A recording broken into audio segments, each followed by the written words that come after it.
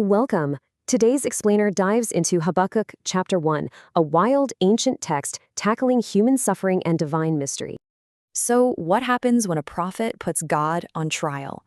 This isn't a sermon, it's a literal legal dispute. It kicks off with massa. That's a Hebrew word for a crushing, spiritual burden the prophet must carry.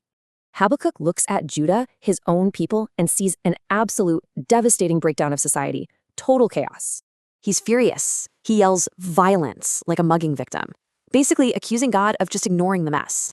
He hits God with a rapid-fire interrogation. Why make him witness all this unchecked injustice without stepping in?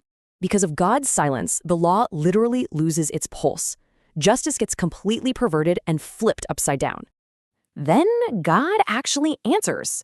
But brace yourself. It's a booming warning of some seriously shocking action. Here's the terrifying plot twist. God is intentionally empowering the ruthless Babylonian Empire as his instrument of judgment. God's scout report is brutal. These guys are an unstoppable, lightning-fast army that makes their own twisted rules. They literally mock kings, laugh at giant fortresses, and scoop up captives as easily as gathering sand. But here's the massive theological red flag. This empire's guilt comes from worshiping their own sheer military power. This shocking twist throws Habakkuk into a complete tailspin. He fires right back with a desperate second complaint. It's a huge moral dilemma, right? How can a pure God use a hyper-wicked empire to punish lesser evil?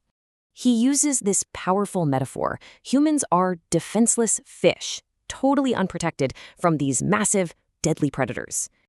The tyrant hauls nations in with a massive dragnet, slaughters them, and weirdly worships his own military tech.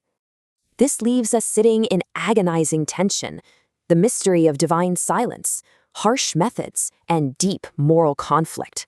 It ends on a haunting cliffhanger. Will God just let this tyrant destroy endlessly? What happens next?